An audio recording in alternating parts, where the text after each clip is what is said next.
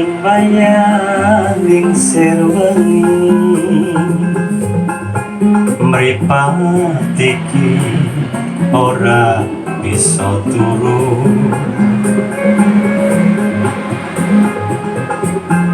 tansah kelingan sliramu kusumo atika dadi pepujanku.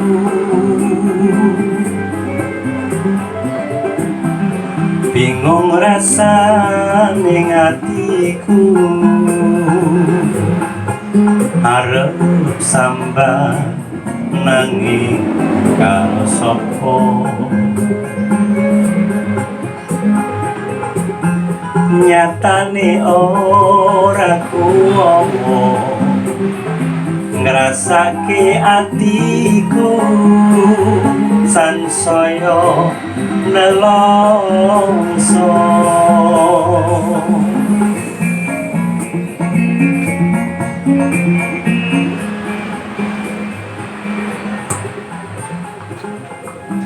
Assalamualaikum warahmatullahi wabarakatuh. Para kadang sutresna, kanca-kanca kula ingkang bagya mulya, ngaturaken salam ngudarasa ngudani lan ngudari rasa.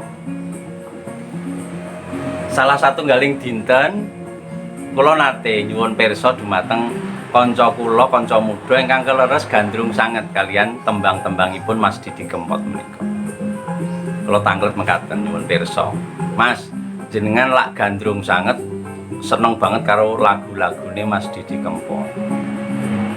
Sing jenengan rasake paling maremke, paling nyenengke kuwi tembang apa, Mas? Panjenenganipun lajeng jawab, sing paling tak senengi sak akeh lagu sing aku iso kuwi Ketaman Asmara. Lah kenging menapa? Lah kenging menapa to, Mas, kok seneng banget kuwi? Ya mergo aku ngrasake dhewe nate ngalami Ketaman Asmara. Piyambakipun lajeng cariyos mekaten-mekaten. Nah, para kadang sutresna, kanca-kanca kula ingkang bagya mulya, gambaran tiyang ingkang sampun konjem tresnanipun wonten ing jaja wonten ing manah menika kados pundi? Nah, menika ingkang badhe kula aturaken supados mangke menawi sampun mangertos ciri-cirinipun saged bangun katresnan menika kanthi saestunipun lan sak sae-saenipun. Para kadang sutresna, kanca-kanca kula ingkang bagya mulya,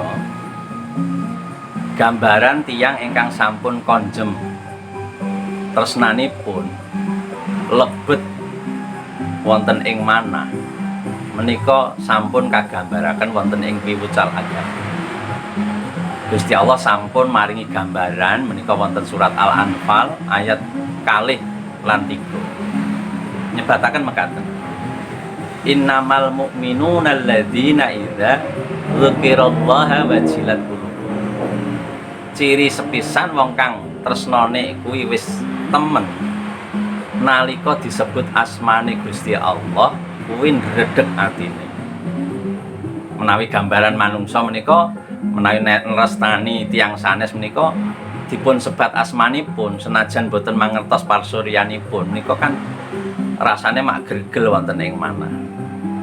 Nah, gambaranipun sepisan mekaten. Ingkang angka kalih, wa idza tuliyat alaihim ayatuhu zadatuhum imana.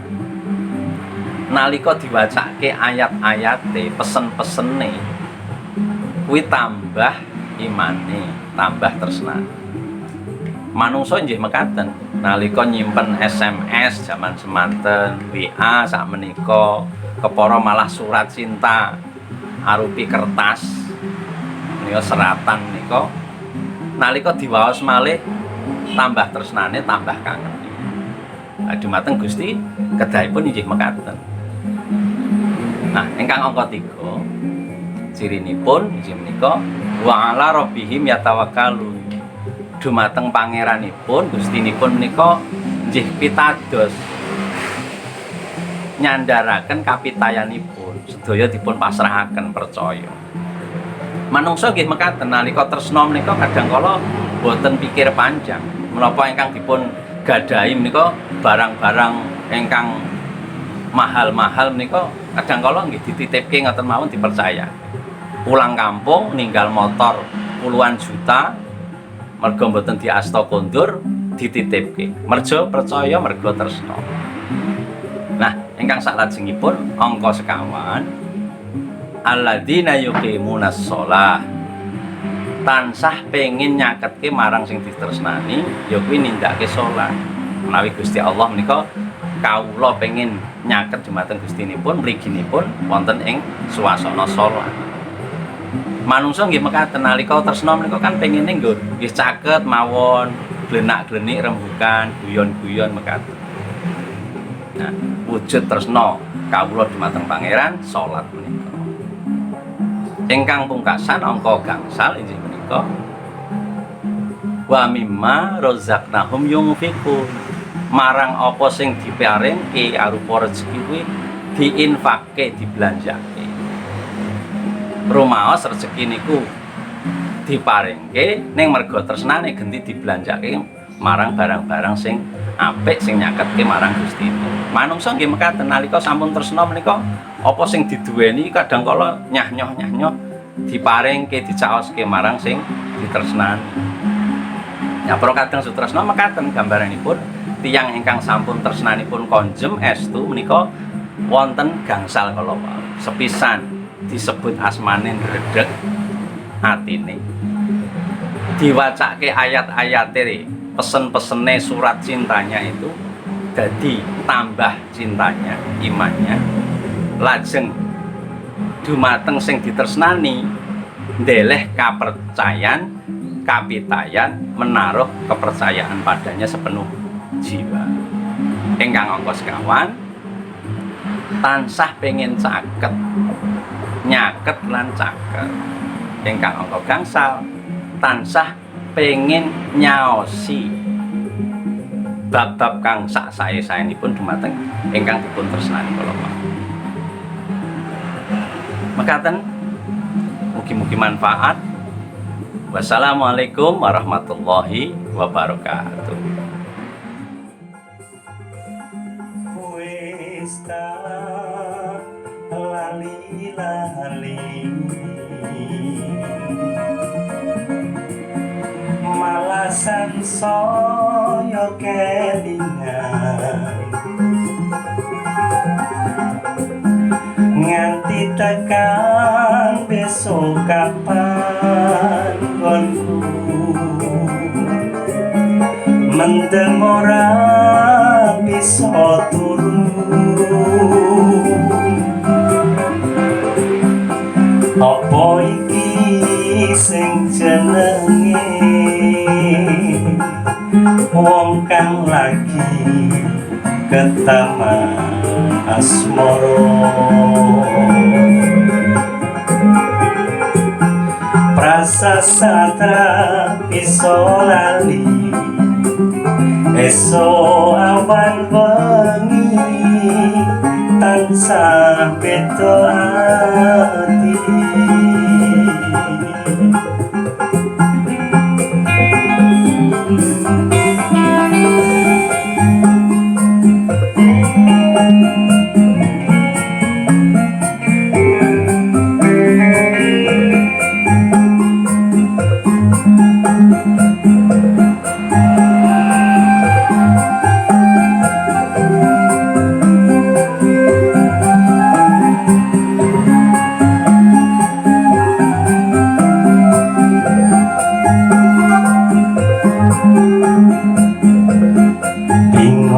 rasaning atiku harap sambat nanging karo sapa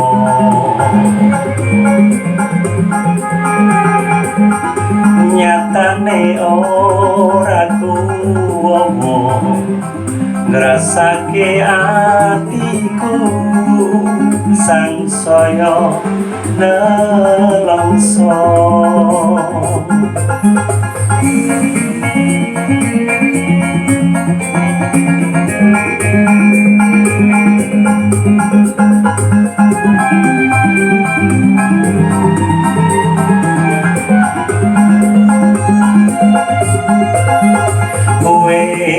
tak lali-lali,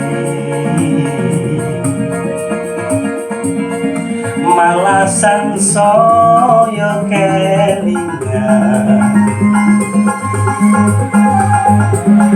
nganti tekan besok kapan nggonku,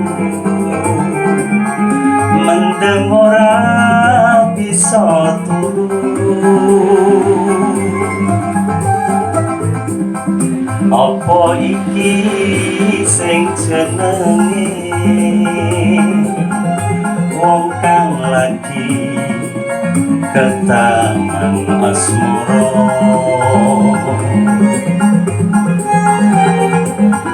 prasasatra bisa lali, esuk awan bengi tansah beda ati. Prasasatra bisa lali,